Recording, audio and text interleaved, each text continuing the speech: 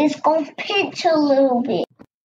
Welcome back to another episode of This May Pinch a Little Bit, where the truth may hurt, but sometimes it does heal. And I am here with a couple guests this time around. I have with me Chanel. Hey. I have Tiaja. Hello. And Brielle. What's up? All right, so this installment is titled No Label, and I just wanted to get with a few people to talk about pretty much just the bare minimum, like sexual orientation amongst Black females. And if you finicky, you funky, if you got a problem with it, if this ain't your thing, then you might want to click off now, because we're kind of going to keep it open and this is like a safe space. So if, like I said, if this is not your thing, then you might want to just turn this off. If you too religious, you might want to turn this off. But yeah, I wanted to talk with people that I know and people that I've just met or just now getting familiar with, about their experiences with what it's like to not, or I guess some of them, they don't have a label, but to put it in layman's term for people who may not understand, to be within what's called the LGBT community as a Black female.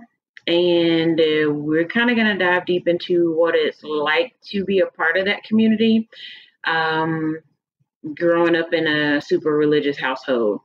So we'll start with T, if you don't mind. I guess the first question would be, when did you first realize that you might have been into the same sex, or interested in trying things with the same sex? When I realized that I was into the same sex, probably around the age of like 23, 24. How old are you now? I'm 26 now. Okay. So not that long ago. And it was, I guess that would be the age, because anytime before that, I really wasn't interested in actually going that route as far as involving myself with the same sex. But you're not into labels though, right? No, I'm not into labels at all. Okay. But of course, just for anyone listening, all encompassing, still a part of the LGBTQIA. There are a lot of letters, so forgive me if I am like missing any or screwing this up royally. I'm not trying to offend anybody. But I know there are quite a few letters on there. So I'm trying to include all of them and remember all of them. So what about you, Chanel? Are you into the same sex, or have you ever been interested in the same sex? Or if you're not, are you close with anyone who has had this experience? My answer is I'm close to people who've had the experience, of course. And I'm also interested. I've been interested in both for a while. Mm-hmm. I've known from high school, maybe. Mm-hmm. So it hasn't been, I just haven't explored it as much, but I've known that I'm interested in both for like a while. Is there something that's like kept you from doing that? There's not, but I don't come off as when people meet me, mm-hmm. they just automatically assume that I'm only interested in guys. So I'm never approached. And of course, I'm like nervous to be the one approaching. So I just go with the flow. And it usually ends up with me always just talking to guys, even though I know I'm interested in both. Okay. So are you into labels, or you're just like, it is what it is? It is what it is. I'm not one of those people who's like, I don't like labels. Yeah. Because if I know how to put a label on it, I'd be bisexual. Yeah. Probably. But, yeah. Okay. And then what about you, Bria? When did you first realize you might have been into the same sex or interested in trying things with the same sex? For me, I've been interested since I was little. Like, as of as of like no, like I really mean this. Like, you know how you play that game, mom and dad, and when there's not a certain amount of, boys don't usually like to play games like that, so you play with the girls, and we would do stuff like that all the time in like literally kindergarten, and you're the mama, they the daddy, you find yourself kissing them, and you thinking like, oh, this is normal, this is okay, when the teacher's not looking. So ever since I've been younger, I guess I could say I thought more of it was okay, and as thinking it was okay, and then getting older, my family's religious or whatever, so getting older, it was different, and they try to tell you, hey, it's not. But for me, I still had that interest over time. So like, I like the same sex. I've explored the same sex, not as much as I would like, but yeah, I like the same sex. So are you into labels? If I had a label, like Chanel said, I would be bisexual, but I'm not really into labels. It's not like I exclude myself from that community, because naturally you become part of that community when you do like the same sex, but they go through the same struggles because of what they like or whatever. Yeah. But yeah, if I had a label, it would be bisexual, but I don't go by labels because I don't like to be labeled even as a Black woman. So I don't like labels. Okay, so just piggybacking off of what you said, like, excuse me. For those who don't know, Brielle is my sister. So we grew up in the same household, very religious family. We went to church. Yeah, we was in church all day, every day. I love the Lord. Don't get me wrong. Okay. I love Jesus. Jesus loves me. But Wednesday, Friday, Saturday, Sunday, sometimes Tuesday. Man, at one point, bruh, we started service on Saturdays because that was the actual Sabbath day when church was on. Like that was the Sabbath. And I was like, man, like it was all the time. So, I'm not going to say that's what pulled me from church or anything like that, but that's where our roots were. Like even before my mom remarried, or our, the family like remarried, we made this blended family or whatever. We was in church before that, even with the previous blended family. We stayed in church. So Baptist, then we went to non-denominational. Like, I mean, y'all yay high. We was on them church pews. So it was just like drilled into us that it was wrong to like the same sex. You were never supposed to do that. Anything of that nature, you were going to hell. Like it was just always put into our heads that it was wrong. So what was that like for you, Brielle? Because for me, that just wasn't an interest for me. And this is nothing against any of y'all, so please don't take it that way. That just wasn't an interest for me. That's just not my sexual orientation. And I've come to learn, that's just who I am. At one point, I did think I liked girl stuff for a while, but yeah, I didn't. I'm married to a guy, so that wasn't the case.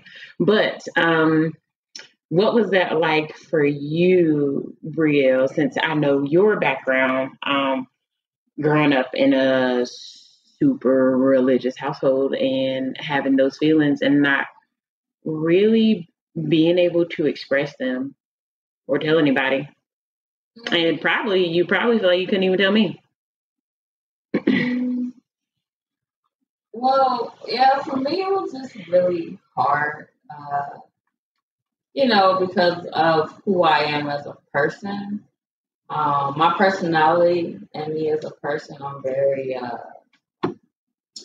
let's say, yeah, I'm a nice person and I care about everybody else's feelings besides my own. So with me being that type of person, I didn't want to hurt this person's feelings, that person's feelings, break this person's heart, yada yada yada. So that's one thing I struggled with. And you're being young, you're trying to find yourself, no matter who you like, what your sexual preference is.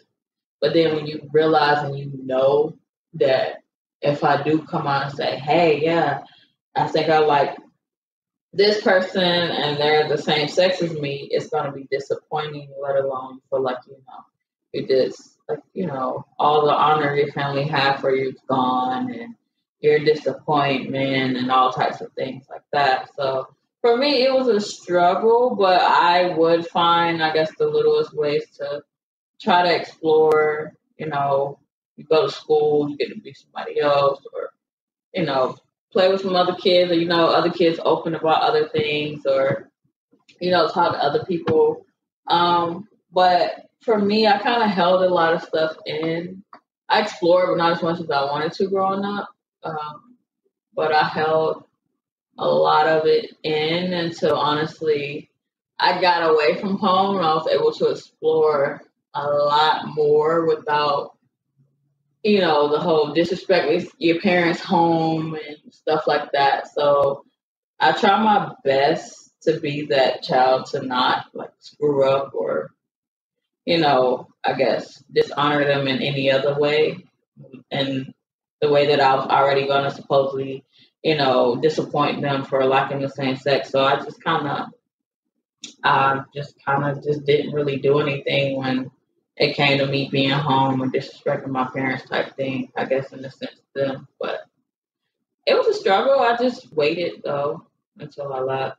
I mean, a struggle. Yeah. Now, this is an open forum, so if T or Chanel, or if I'm talking to any of y'all and y'all want to, like, if you got something you want to say and you want to, like, interject, make this an open conversation, you can. It's not just like I'm only talking to this person type of thing. So, yeah, we can do that. So, I guess the same thing would go for you guys, Chanel, T.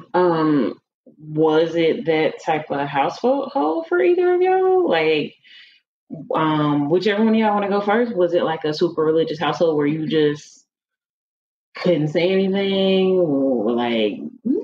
No, I was when my mom and father were there. Don't get me wrong, and they're still in my life.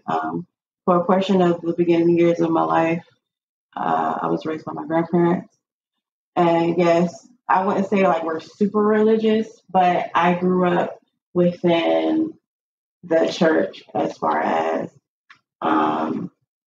like my mother being a minister, my grandmother being a pastor, my great grandmother being a pastor. So it's kind of like I grew up under, not the same as far as strict going, because I don't remember going like that. Oh, like, yeah. It's like, What? Yeah, we lived up in them. Got me a sleeping bag. Yeah, no, I didn't go. I wasn't they weren't as strict, but also I was, as a child, my parents and stuff kept me involved in a lot of sports and everything, and dance ministry and stuff. So yes, I was heavily involved in the church, but it wasn't like a, every day. So did it make me coming out difficult, or telling my parents that this may be my interest, or for right now? No, I think more along the lines for me, I wanted my parents to accept me and to love me. I think that's any child wants their parents to accept them and love them. Did the church have anything to do with it? No, because at that age of my life, I was kind of like, I kind of knew, like, people use the Bible and words from the Bible to, yes, project what they think you should and how you should feel or how you should think. And I believe that because not only am I experiencing it, and I've had cousins that experience it, but somebody that's you know, and my immediate family is actually going through the same, you know, phase as far as trying to figure out themselves. Yeah. So I feel like that's a process in life. And so no, it wasn't difficult for me when I actually told my parents. They were kind of like, you know, we kind of figured it. We were just waiting on you to tell us, because you don't bring nobody around the house. So right, we were wondering. So we were wondering what's going on. As far as my grandparents, though, I mean, they've had their choice of words, but I'm stubborn when it comes to love or relationships, and my parents know that. My grandparents probably don't really know that, but my parents know that. So I'm kind of on that. Like, if you don't want it and I'm liking it, then hey, guess what? Well, we'll probably end up cutting you off. Yeah. Well, that's just me. Ted's gonna do what Ted's on. And what about you, Chanel? For me, it's kind of different because so I was in the beginning, like she said, I was raised with my grandparents at the beginning because my mom had me young, super young. My grandparents are from Little Rock, Arkansas, so they were religious to the T. That's where my grandparents are from. So you know, like my uncle was a deacon or something, and my aunt.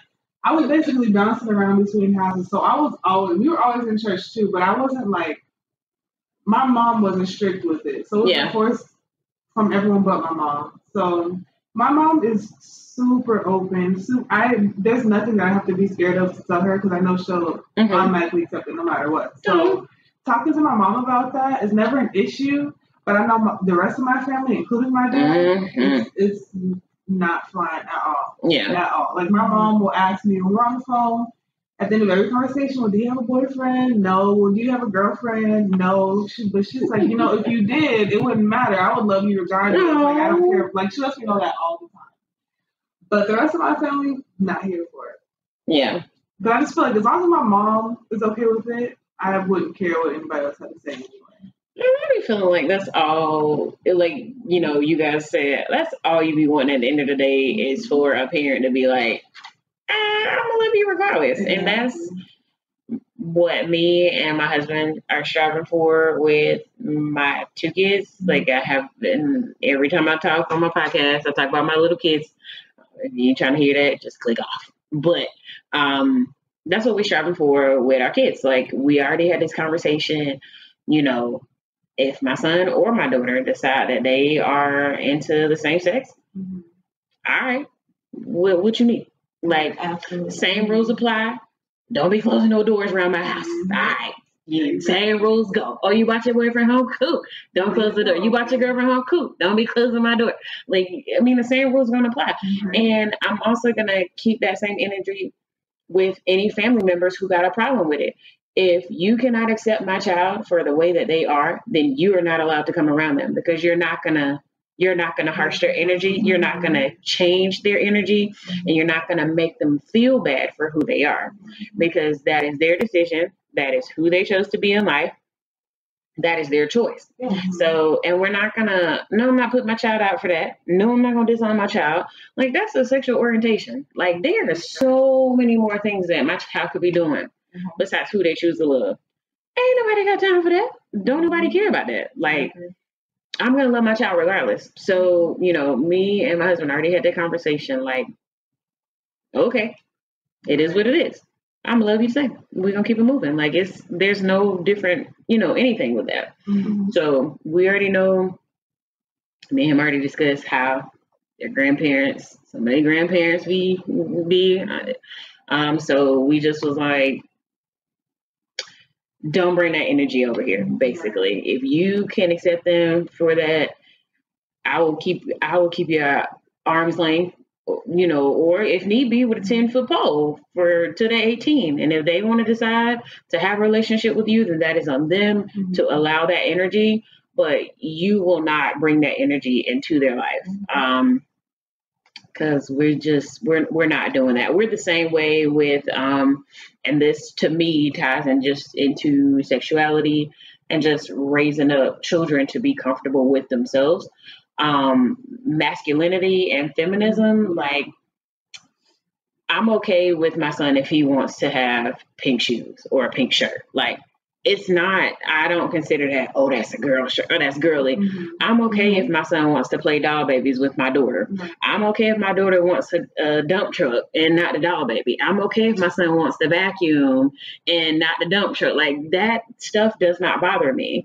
And I've had a couple friends, like, I have a homeboy who I talk to pretty often. Like, we're cool and we have this conversation all the time. And he like tried to challenge me. He was like, so if your son want to sit down and play Tea Party and doll babies with your daughter, you okay with that? I was like, yeah.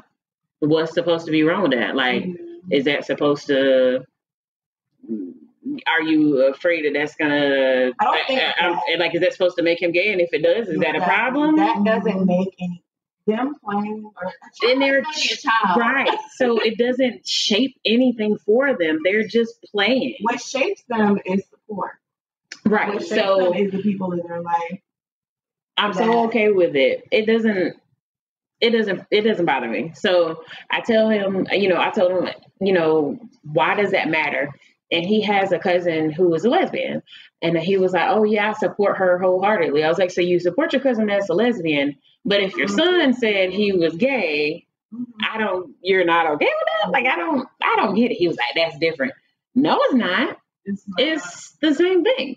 A lesbian chooses the same sex just like a gay guy chooses the same sex. It's the same thing. So in his mind, which I'm still working on trying to change his point of view because he grew up differently than I did. So y'all, I'll be trying to work on him because if he ever have kids, right? I'm like, but when they don't, I don't have kids either, but I think it's because of how accepting my mother and my father are with me, and it's me, and I have 2 younger brothers. So, to see how accepting they are with not only me, but my brother, that maybe, he might be going through a phase, or this might be something that he really, is heavily, this is going to be his lifestyle for the rest of his life. But to see a grown man, I idolize my dad very, very much, but just see, no, parents are not going to be like, oh my gosh, everything that you do, I'm just with it. Right. But I'm your mom and your dad, so I'm going to love you regardless. So I think that's a beautiful. And you know what the crazy part is? We all have like different backgrounds, how y'all parents are so accepting of your sexual orientation, but me and my sister's parents are not. We have another sister, we have a stepsister who, no, she was the first one who was ever like, this is who I am. And when we first met her, being as how we were groomed and taught, we were like, you're what? The whole family, right? And she was ostracized for it, and everybody was like, well, one day she just up and was gay. She had a man, she had a boyfriend, and one day she was just up and a lesbian. How do you know she wasn't a lesbian before that? She was just trying to appease everybody else. Like, and she's been a lesbian for the better part of like 20 something years. And they're still not accepting of her. Like, and I'm just like, they're like, okay, I love her, but you can't do this. You can't bring it. You can't talk about it. And now they're grooming my younger sister in that same shape. And every time she sees anybody that's the same sex, ew, that's disgusting. And I'm like, first of all, what you guys will not do is teach my son that is okay. So anytime that we are watching something, like, at first I thought it was like a thing for him. Like, when he sees people kissing, he's like, oh, they're kissing, but he's just a little kid. So I thought it was because it was 2 women. And I was like, well, sometimes women kiss, buddy. I was like, and sometimes, women kiss, sometimes 2 guys kiss, sometimes male and females kiss. But then he saw a man and a woman kiss. I was like, oh, they're kissing. So it was just people kissing. It had nothing to do with their gender. I don't want that to be groomed and to put into his mind that is not okay. Because sometimes even like the slightest hint of certain things that you don't think are like shaping it is. And the background that you guys have where your parents are so accepting, ours weren't, but it has completely shaped me to be different with my children based on the experience that my sister has had. Because of how she was ostracized with our family, it has completely 180'd me basically, because this is how we were brought up. But seeing all the stuff she went through, I was like, oh yeah, no, I won't treat her like that. I won't ostracize her like that. I won't make her feel any kind of way. I'm going to accept her the way she is. And it doesn't matter if she chooses a man or a woman. I'm going to love her the same. And when my children get older or whatever she decides to do, I want my kids to know this is who she is. So whether she brings home a man or a woman, whenever that happens, I want that to be the seriousness of it. So that way I can explain to my kids, if she decides to bring home a woman or whatever, I can explain to them, hey, now you have two aunties. Or if she has a husband, whatever. And then this is your uncle or whatnot. But yeah, I want them to be accepting too, because I don't know if that's what my kids are going to decide to be. I have no idea. So yeah, so I guess for you guys, are you, based on what you've experienced throughout, like I know we've all super super Christian or whatever your denomination is in Christianity, or I guess I should ask, based on what you've experienced or your label, sexual orientation, whatever, has that changed your connection with your religious values? I think, yes, it has. I don't really know how to explain to what degree, because as a child, you're forced to go to church and all that. So when you get older, you're like, I'm sleeping in. I'm not even, I don't feel like it. Yes. So you still have your religion and whatnot. But then when you start, I guess, veering off the path of what you were taught, man is supposed to be with woman, period. You start veering off that path. Yeah. And then just because that's what we're taught. Not saying that's what's right. But if you're growing up taught that, and then you start thinking what if I like it? Well, does this mean now I'm not a Christian? Right. But I ain't trying to cut you off. I get the logic of what you're saying because of how we were groomed. And I'm saying groomed because if you are constantly taught the same thing over and over and over and over and over, that is what you're going to believe, right? Yeah. So that's why I call it grooming, because I am now grooming my children a certain way so that as they become adults, they will behave a certain way, or at least when they are stepping out of a certain, acting crazy, they'll be like, I remember what my mama taught me. I'm going to kind of get back in line. Okay. So I get what you're saying, but I will also counteract that with what Tiaja was saying, how people take the Bible and make it fit for what they want it to fit for. So when I asked that question, because it doesn't have to necessarily be sexual orientation that veers you off the path of whatever your religion is. It's everything. Yeah. Because I go through stuff and it ain't got nothing to do with my sexual orientation. Everything. And that's what I'm saying. Everybody be like, oh, well, God destroyed the city of Sodom and Gomorrah. Okay, well, first of all, God was the original OG. All right, so we just gonna start there. God was killing. This was before Jesus, right? Okay. Listen, if you told one lie, it could be your uncle, okay, that you ain't never, ever met, right? Your uncle lied one time. He killed the whole family, all right? So we saying that God was like, I'm sick of y'all. Slaughter everybody. Goodbye. And Jesus was like, wait a minute, Lord. Father, just send me down there so you can stop killing everybody. And let me do this for you.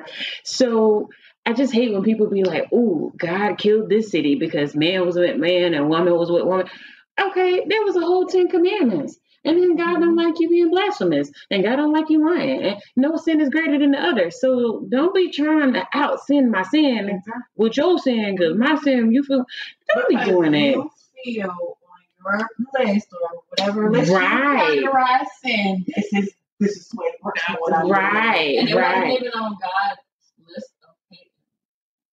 What do you mean? Like on his list. He had a list of things that he hated.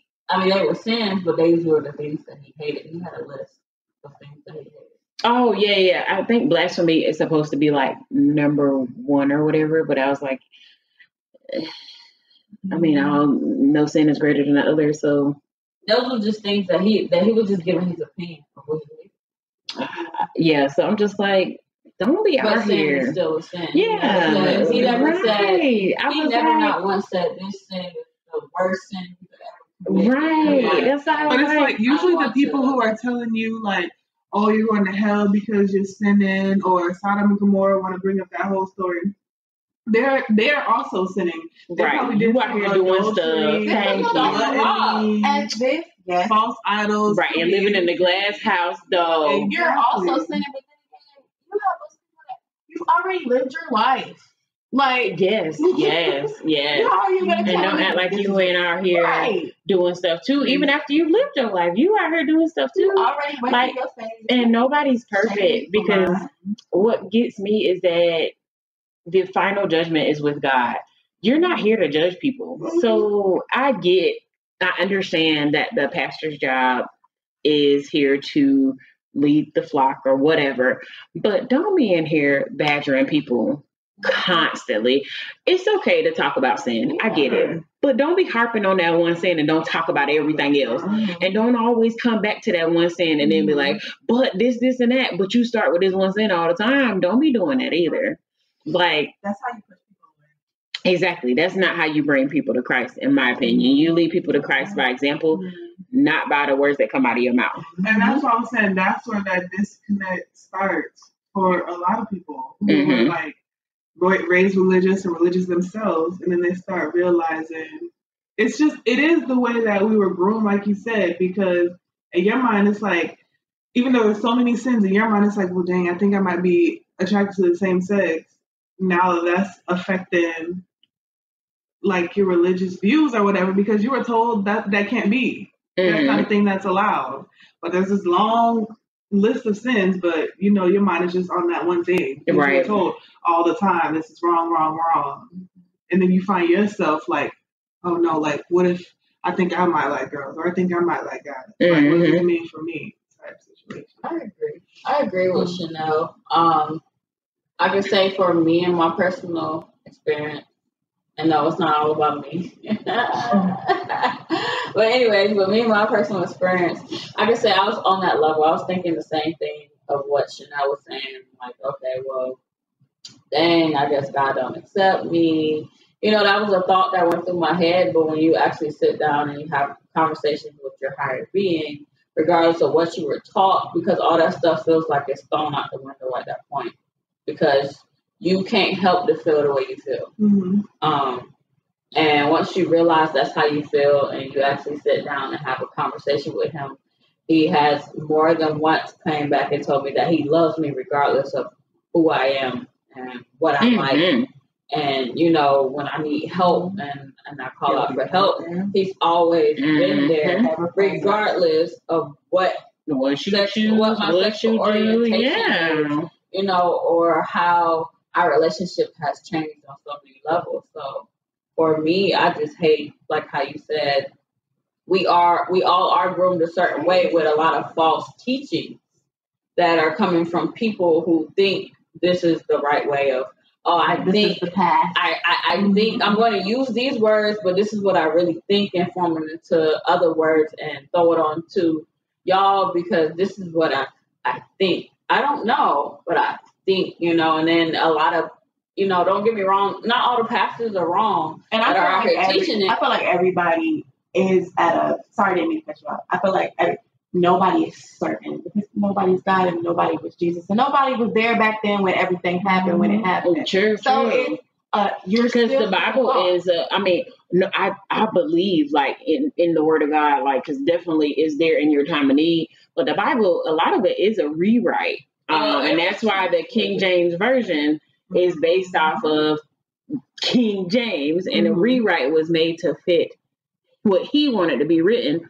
So I'm definitely not saying that God isn't there in your inner being, because a lot of times when this made sense when I went to my last service, not this Sunday, obviously, but the previous Sunday, when God talks to you, God don't be like, thou art, and thus saith the Lord. God gonna talk to you the way that you sit here and have conversation. Right. God gonna talk to you like how we talking. He'd be like, all right, like for me, God be like, now what did I tell you about doing so? Don't you remember when I said all I need for you to do, and I don't have to question, I don't have to be like, Lord, is this you? And then God doesn't talk to me like, now sometimes it'll be like logically like up here, but most of the time what God says to me doesn't make sense in the natural, like what you hear in your mind. You hear it in your spirit. And I don't know if this makes sense to anybody who's listening. If you're not a super religious person, that is okay, because everybody ain't the same. That's cool. But you know, we all talk to God on a spiritual level, but you can hear God if you listen. And sometimes when you really ain't trying to listen, because listen, y'all, I ain't always there, and I ain't always trying to listen. I'd be like, all right, God, I'm done. I'm cool. Right. Like I had enough, Lord. I'm tired. I'm frustrated. I ain't trying to hear it, especially. And then he'll start talking to me through little stuff. Y'all, this weird. This might be weird. This is completely off topic, but you're going to get it. Okay.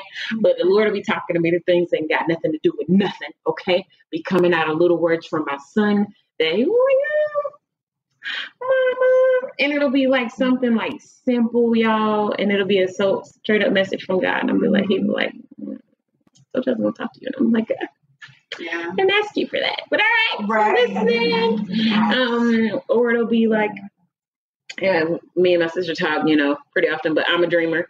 I'll get dreams from God, and I know they dreams from God because most of my dreams, if they're not something important, I don't remember them. But usually if they're dreams from God, they're so simple, I remember them. Like one time, this is totally off topic, but y'all, I had this dream, and it was my son holding a sword in front of a being, like sitting on, that monument of Abraham Lincoln, like it's huge.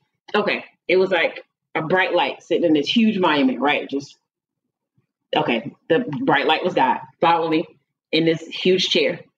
And my son was just so tiny with this huge sword that he could barely hold, right? And he was just standing there, but it was just so heavy. He could barely hold it. And God was like, you're holding a weight that's too heavy for you. Why don't you give it to me? Lord, this is the dream. These are just the things that God, this is just how God talks to me. Sometimes it's a dream. Sometimes it's little things that people might say, little messages that I might read. So even when I ain't trying to hear God, I be hearing God. So I just hate that people try to act like because of who you are or who you choose to be with, God is not there for you or whatever, because God loves everybody. So, that's just frustrating. And not all pastors are like that, because I've been to quite a few churches where the pastors are the bomb and so accepting of everybody, and they not here like, you going to hell, and like preaching down at you, because those same preachers who preaching down at you probably ain't gonna make it into heaven. No. Anyway. I shall keep it moving.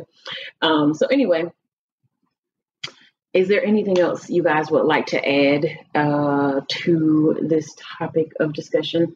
Because I think you ladies are awesome for just opening up on this level, because there are quite a few Black women who are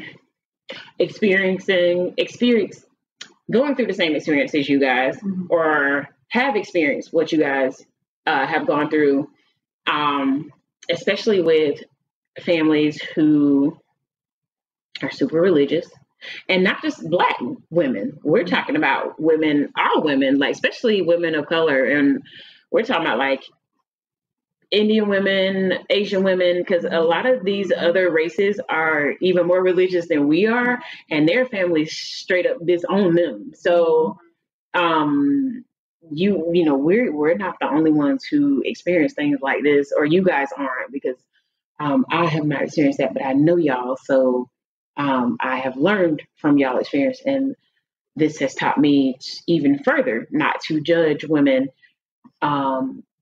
based on things that they go through, especially as a mom. I learned a long time ago to stop doing that. Actually, I got another question. Has your sexual orientation, has it been easier being in the military? Because two of you guys are still in the military. Chanel and Brielle. Tiaja just recently got out of the military. But has it been easier with no label, non-label, having a label with your sexual orientation in the military, or not? Has it been harder? I feel like the military makes it so easy. It makes it super easy because nobody knows you. You get to reinvent yourself. You want to. To recreate yourself into somebody. I mean, you can, and you like to. It is, but the military is very small as well. Like you can recreate yourself, but 9 times out of 10, either you're gonna go to a place where somebody's already there that knows you, or you might go to a place and somebody might come there that know you. So, yes, the military is big, but it's really small. But it's I feel like you get to reinvent yourself every time you get moved to a new duty station, really, because I'm not saying like, oh, at this place I was this person, at this place I was that person. But I mean, like, you can be, okay, so let's say you're somebody who was exploring their sexuality before they joined, but they live in a small town, or they live with parents who were not accepting and not going to let them be who they are. You get orders to Norfolk, Virginia, or Hawaii, anywhere, and your parents and all those judges people are not there. So you can be completely open and be who you want to be.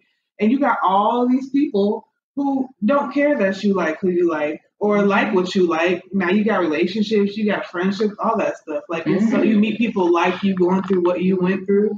I think the Navy makes it, and the military makes it. Military people are very open because I feel like for military people, they easily, get married, relationships, all those things, because they don't know when their last day will come, when you have such a dangerous job, especially if you're going in and out the sea, no matter what you're working on or whatever. So I feel like for military people, it's like almost going back to elementary school, because your mindset is totally reset. You're still yourself, but you look at things totally different. You definitely value carpet on the floor, a nice bed, hot water, working bathrooms, right?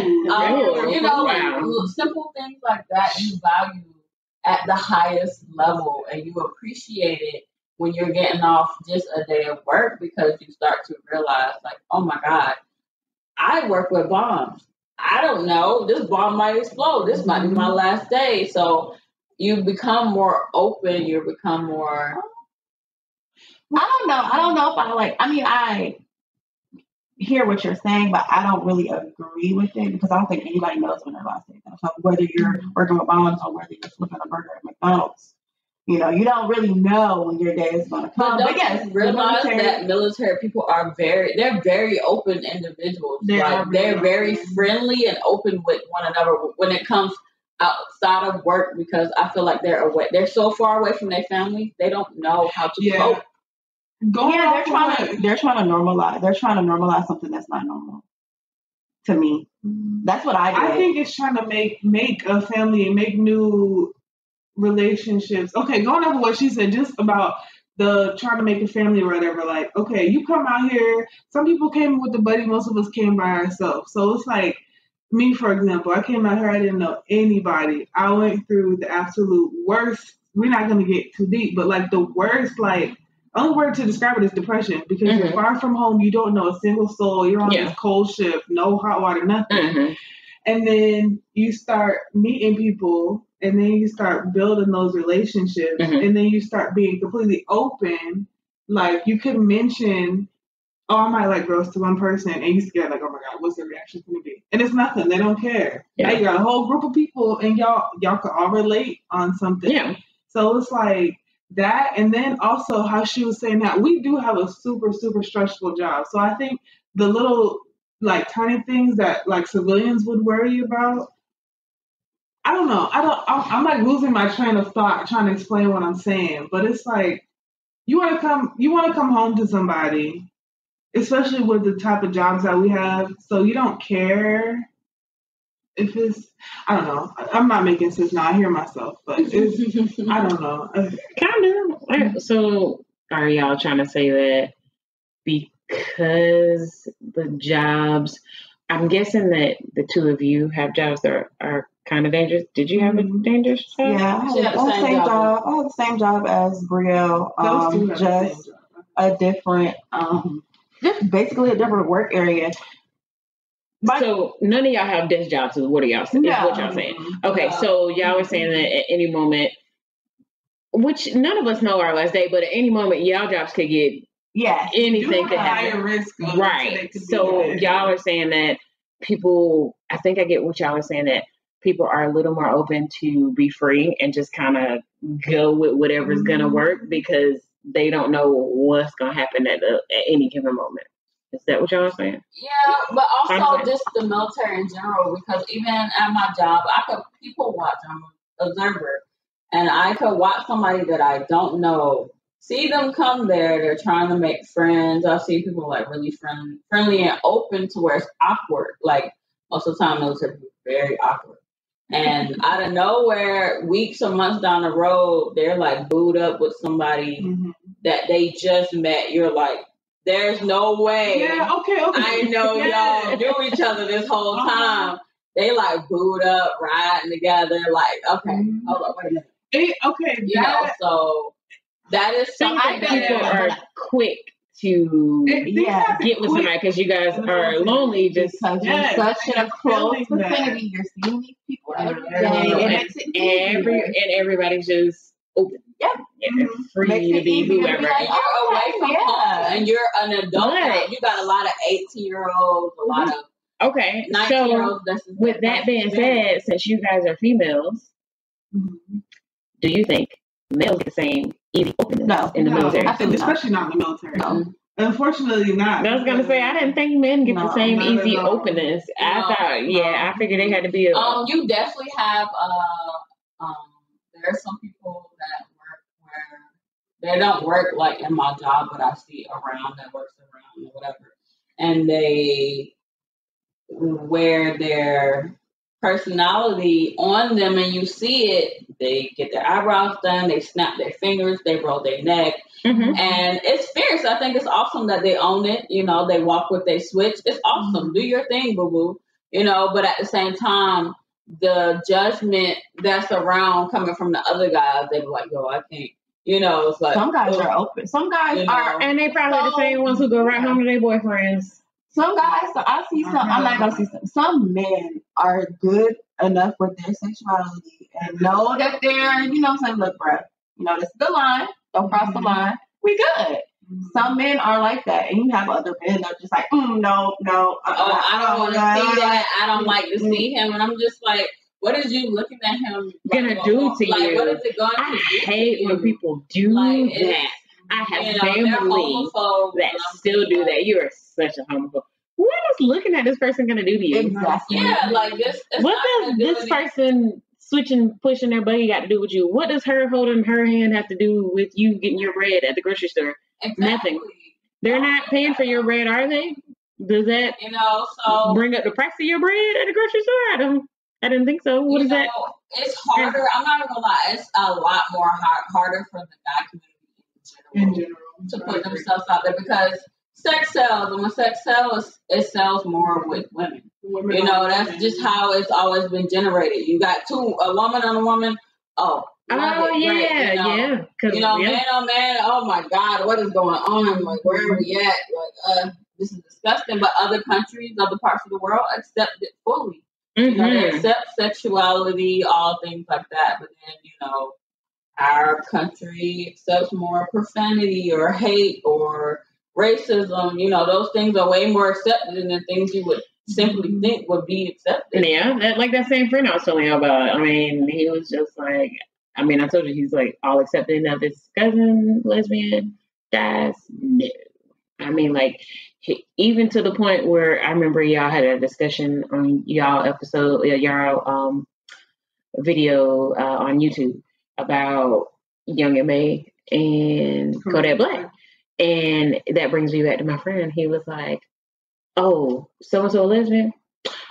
Oh, I bet they want me. I was like, just because they're lesbians don't mean they're interested in you. And if they're lesbians, what makes you think they want you? They're lesbians. What lesbian? What does that make? What part of that makes you think that they want you to be a part of them?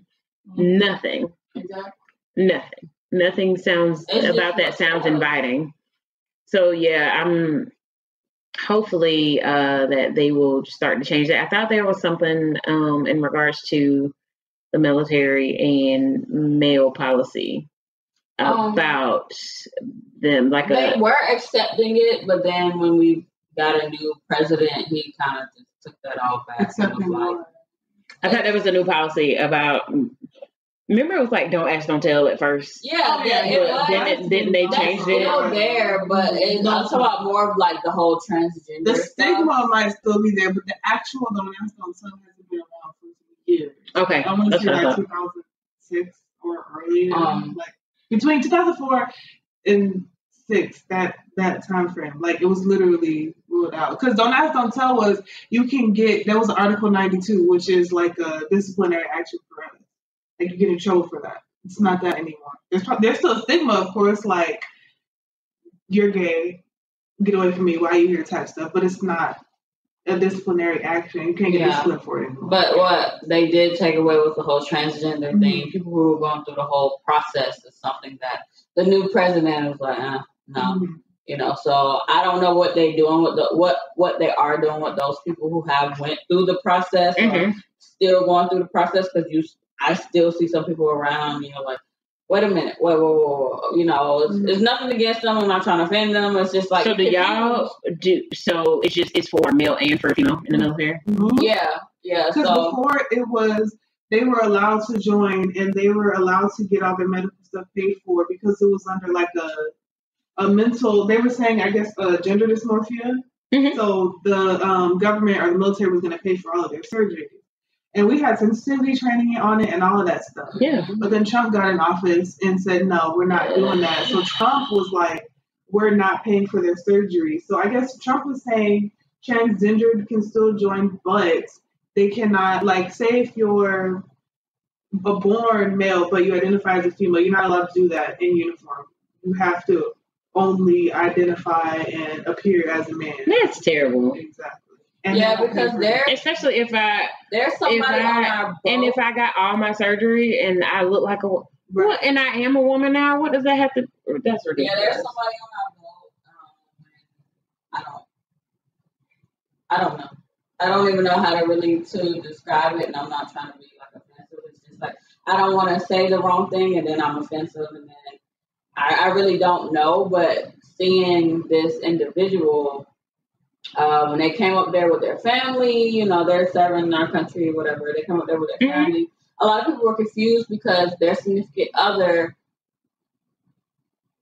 looked like a girl, but a guy. So I guess their significant other went through the whole process of, I used to be, you know, a female, but I changed up to a guy. And then the girl looks like a guy. So it was probably two. So they just went through. Oh, so one of them just went through the process. Okay. No, I think both of them went through the process. Oh, cool. They pick their own pronouns once they do that. Yeah. I watched Kev on Stage podcast, which I love his podcast, but he has one called Aska, and it's really just Ask A, and it's blank, and then every week they'll have a different person on there. Like one they did was ask a gang member, and it's a guy named, I think his name is Spank, and he runs Trap Kitchen, and he's a gang member who has a what do they call it? A restaurant business, or like a catering business. But he's a game banger. He's a Crip, and he works with a blood, and he has a catering business. And he did a transgender, ask a transgender, and they picked their own pronouns. So she preferred to be called she, I think, she and her. Sometimes they pick they or them or something like that. So it really just depends on the person, what their pronoun is. And then you can just ask them, what do you prefer? But anyway, so I think this time for real, we can close out. Anything you guys would like to add? Because we are running on an hour. See, it's easy to run up an hour when you just talk. That's it? All right. Well, I do want to thank you ladies for being on this episode. For me, it has been awesome. I appreciate it. This has been a great episode. And for anyone who is listening, you can reach me on my Instagram at this may pinch a little bit, or email me at thislittlepinch@gmail.com. But anyway, y'all have a good one.